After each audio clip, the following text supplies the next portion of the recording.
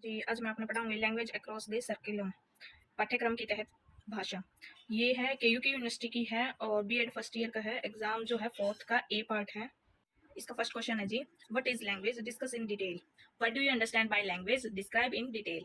Define language and explain its meaning in detail.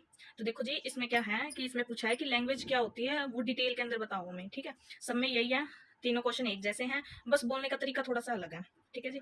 तो हम सबसे पहले पढ़ते हैं मीनिंग ऑफ लैंग्वेज। लैंग्वेज की मीनिंग क्या होती है, वो देखते हैं हम। तो देखो जी, भाषा से अभिप्राय है एक ऐसा संकाय जो लोगों की सूचना को शाब्दिक रूप में एक दूसरे के साथ साझा करने में सहायता करता है। दूसरे शब्दों में भाषा लोगों की एक दूसरे के साथ विचारों का आदान प्रदान करने में सहायता करती है। देखो जी, भाषा क्या होती है, जो लोग होते हैं वो एक दूसरे के साथ जो भी विचार का आदान प्रदान करते हैं ना, उसको जो सी भाषा के साथ वो आदान प्रदान करते हैं उसे क्या कहते हैं, भाषा कहते हैं। विचारों का आदान प्रदान भाषा को लिख कर, बोलकर, गाकर और महसूस करके हो सकता है, ठीक है जी। किसी भी भाषा को लोगों को एक विशिष्ट समूह के द्वारा प्रयोग किया जाता है, इसलिए संसार में हजारों भाषाएं बोली जाती हैं। फिर आगे है इसकी डेफिनेशन। डेफिनेशन हम ये वाली कर लेते हैं। Language is the set of human habits the purpose of which is to give expression to human thoughts and feelings especially to impact them to others. ठीक है जी, समझ आ गई। जो लोग जिस भाषा में अपनी फीलिंग्स थॉट्स वो इम्पोर्ट एक्सपोर्ट करते हैं वो क्या होती है, लैंग्वेज होती है। उसके बाद आता है जी language as a rule governed system. क्या सिस्टम है वो देखते हैं जी। भाषा एक नियमों पर आधारित प्रणाली है। कम्युनिकेशन सिस्टम वह प्रणाली है जिसको लोग सूचना का आदान प्रदान करने के लिए प्रयोग करते हैं। जब एक प्रणाली की प्रक्रिया में नियमों का प्रयोग होता है तो इसे नियम आधारित प्रणाली कहते हैं। भाषा प्रणाली के नियमों के ज्ञान के बिना लोग एक दूसरे से संप्रेषण नहीं कर सकते। यानी कि भाषा नहीं होगी तो हम एक दूसरे से बातचीत भी नहीं कर पाएंगे, कम्युनिकेशन नहीं कर पाएंगे और उनके पास कोई कम्युनिकेशन सिस्टम नहीं होगा। ठीक है जी। कुछ अन्य नियम आधारित प्रणाली हैं जैसे मोर्स कोड, यातायात के सिग्नल, पब्लिक जगहों पर प्रयोग किए जाने वाले संकेत, मधुमक्खियों, पक्षियों, मछलियों आदि जीवों के द्वारा प्रयोग किए जाने वाले संकेत।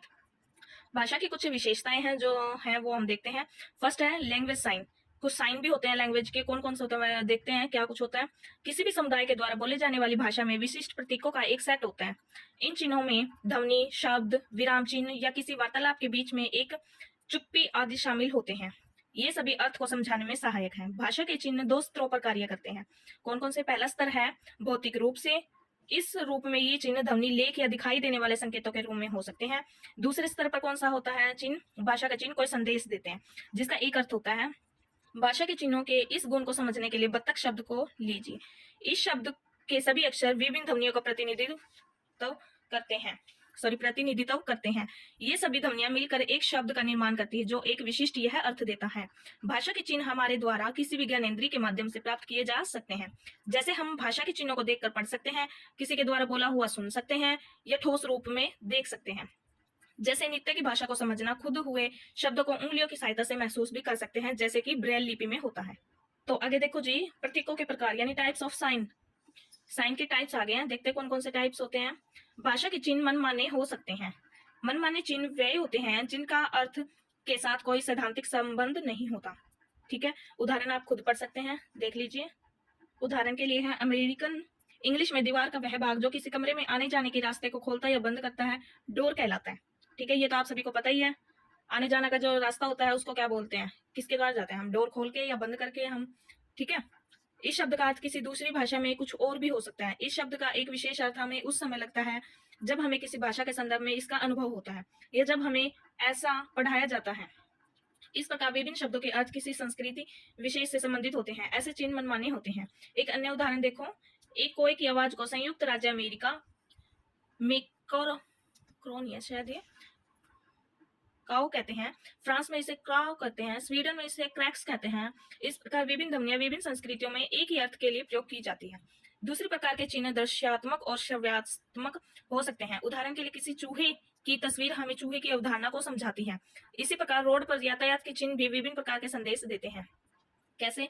देखो, स्कूल में घंटी की आवाज विशेष प्रकार के संदेश देती है जिसे सभी समझते हैं। इस प्रकार के संकेतों का संबंध किसी संस्कृति विशेष से नहीं है।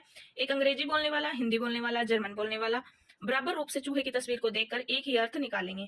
इसी प्रकार मुर्गे की आवाज को सुनकर सभी भाषा के लोग एक ही अर्थ निकालेंगे। मनमाने चिन्हों का अर्थ आदत और परंपरा के आधार पर समझा जाता है, अर्थात लोगों का एक समूह जो सामान्यतः एक दूसरे के साथ संप्रेषण करते हैं, तो वह एक भाषाई समुदाय बन जाता है और इस समुदाय के लोग एक विशिष्ट चिन्ह का विशिष्ट अर्थ निकालते हैं। इस प्रकार वह एक आदत बन जाती है या एक विशेष चिन्ह को एक विशिष्ट अवधारणा के लिए प्रयोग करने की एक सहमति बन जाती है। ठीक है, उदाहरण आप खुद पढ़ लीजिए। आगे देखते हैं सेकंड पॉइंट क्या है, वर्ड सिस्टम। क्या होता है वर्ड सिस्टम? देखो, किसी भाषा को जानने से अभिप्राय है उस भाषा के शब्दों की संरचना और उनके अर्थों के बारे में जानना। जिस प्रकार जिस व्यक्ति की मातृभाषा अंग्रेजी होती है वह अंग्रेजी भाषा के अनेकों शब्दों के अर्थ और उनको आपस में जोड़ना जानता है। उसे यह भी पता होता है कि नए शब्दों का निर्माण कैसे होता है।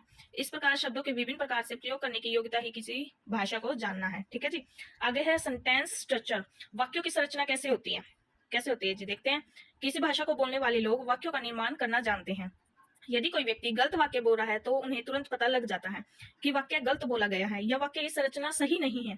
ये याद रखना चाहिए कि वाक्य केवल शब्दों का व्याकरण के अनुसार सही बनना ही पर्याप्त नहीं है, उनका यही सही अर्थ निकलना भी आवश्यक है। उदाहरण के लिए, रंगहीन हरे विचार भयंकर रूप से सोते हैं। यह वाक्य व्याकरण के अनुसार सही है, लेकिन फिर भी यह वाक्य नहीं है क्योंकि इस वाक्य का कोई अर्थ नहीं निकल रहा है। इसलिए वाक्य वह है जिसमें शब्दों को व्याकरण के अनुसार सही क्रम से लगाया जाता है और जिसका स्पष्ट अर्थ निकलता है। ठीक है जी। आगे फोर्थ पॉइंट आता है साउंड सिस्टम। साउंड सिस्टम क्या होता है? किसी व्यक्ति द्वारा किसी भाषा को जानने से अभिप्राय है कि वह व्यक्ति उस भाषा की सभी ध्वनियों को जानता है। वह जानता है कि उस भाषा की ध्वनियों को किस प्रकार बोलना है। ठीक है, उदाहरण के लिए हम ले सकते हैं फ्रेंच, जर्मनी और अरबी भाषा में बहुत सी ध्वनियां ऐसी हैं जो गले से निकाली जाती हैं, लेकिन वे ध्वनियां अमेरिकन इंग्लिश में प्रयोग नहीं की जाती। किसी भाषा को बोलने वाला व्यक्ति अच्छी तरह जानता होता है कि किस प्रकार उस भाषा की विभिन्न ध्वनियों को अर्थपूर्ण रूप में एक साथ जोड़कर बोला जाता है। आगे आप उदाहरण के लिए खुद पढ़ सकते हैं।